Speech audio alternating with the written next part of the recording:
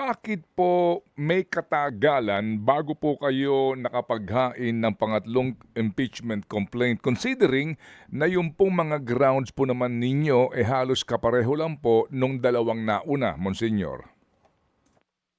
Ay alam mo Ted, hindi namin hindi namin pinipilit ng bawat isa. Parang nag-usap-usap lang kami kasi kabubuo lang namin nung Clergy for Good Governance ng isa sa mga calls namin ay paghinto ng korupsyon, promote ang good governance para sa tunay na pag-unlad ng ating bayan.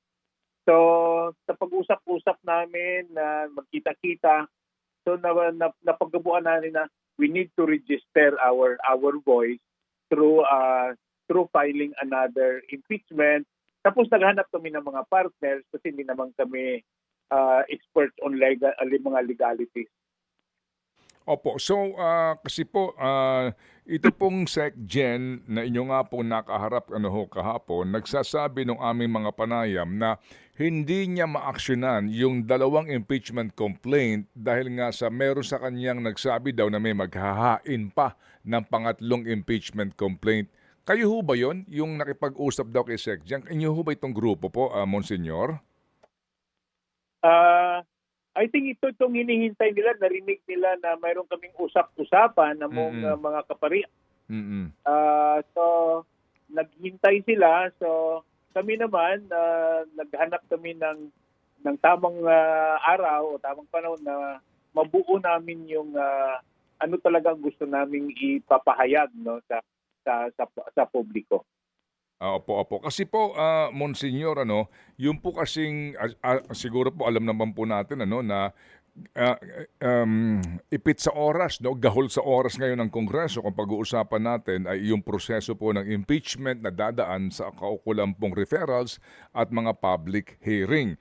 Kaya po dito sa paghihintay sa inyo, kumbaga nabalam yung dalawa pong impeachment complaint na inihain December 2 and then December 4 kasi ngayon po ay kahapon December 19. Anyway, so ngayon po, Monsignor, ang balik ng Kongreso matapos po ang kanilang Christmas break ay ngayon pong Enero at 13 na.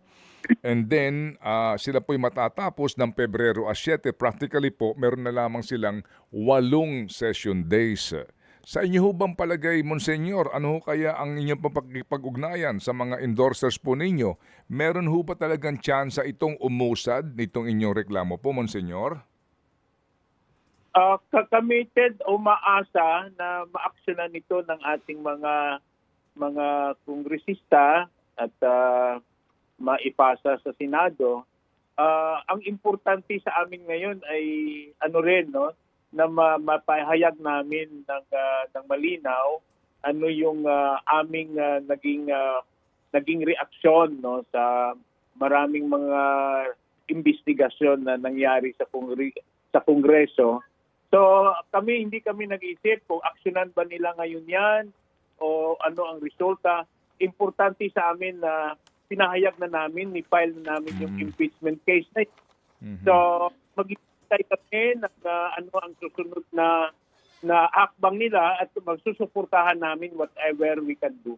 I see. Okay. Sige po. So, opo, kasi nga, Monsignor, malaki hong bagay kasi yung paghihintay sa inyo at kumbaga sabi po ng ilang mga nagkokomento, nagpa-delay ito doon nga sa pag-aksyon nga sana ng SecGen patungo po sa House Speaker. Ano po ang inyong masasabi doon, Monsignor, na itong inyong ikatlong impeachment naging dahilan para po masayang yung mga oras na sana nga po na i-refer na kaagad sa Speaker yung dalawang unang complaint? Ted, hindi namin na naisip yan na kami ay naging dahilan sa pagka-delay. Sa amin naman, sinusunod namin yung proseso ng grupo. So, ngayong linggo lang kami nakapag-decide, sige, i-file na natin. So, hindi na kami yung nagpabagal, whatever, wala naman nagsabi sa kanyan. So, I think importante sa amin na naipayag ito. Kung nakapag-delay man ay wala kaming masyadong alam doon,